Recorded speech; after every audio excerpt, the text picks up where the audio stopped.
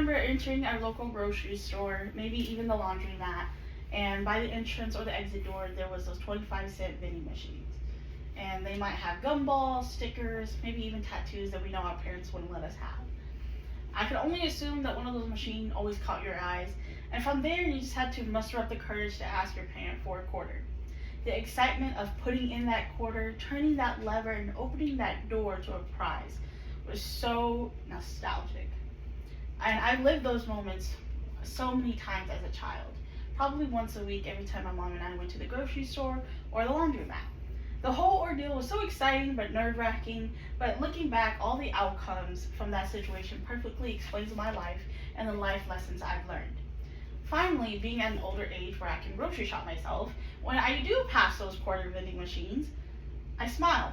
It all starts with me holding my mom's hand walking through those automatic doors. The courage it took for me to pull my mom's hand and point to it was a lot for me as a child.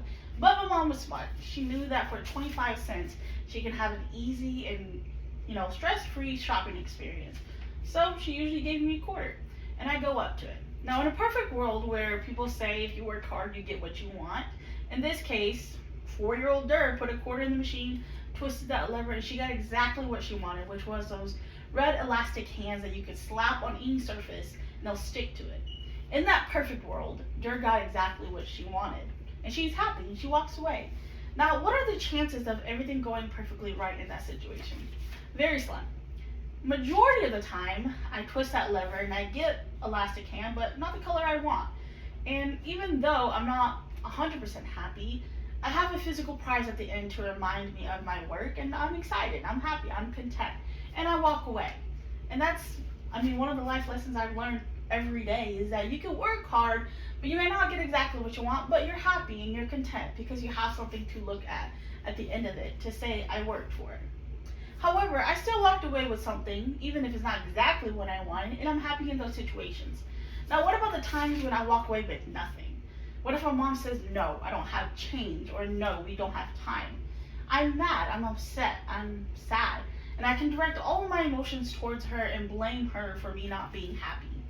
And that was really easy for me to process at that time, even though I forgot about it 2 minutes later. And even at this age, if I can blame someone, it's easy for me to process because it's not my fault. But at the time, my mom and that machine looking at me taught me that I can't always get what I want. Now, what about the times where my mom does say yes, and I put that quarter in, I twist that lever, and nothing comes out, and I twist it again, and still nothing comes out.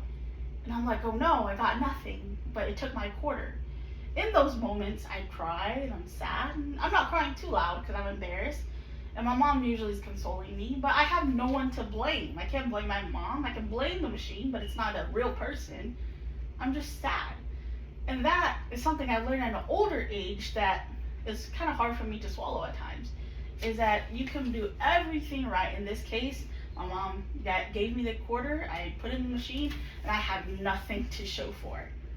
But some things are just not meant to happen perfectly for you.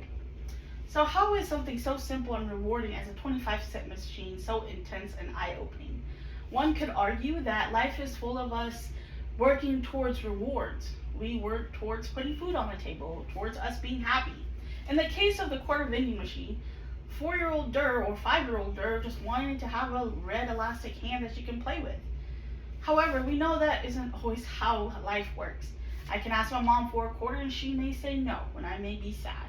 She may say yes and still the machine may say not today. That 25-cent machine with that silver lever somehow does mirror my life quite well. So in the rare case that you do walk across a 25-cent vending machine, it's probably $1 now because of inflation, ask yourself, when I did use that when I was smaller, what life lessons could I have taken it from it?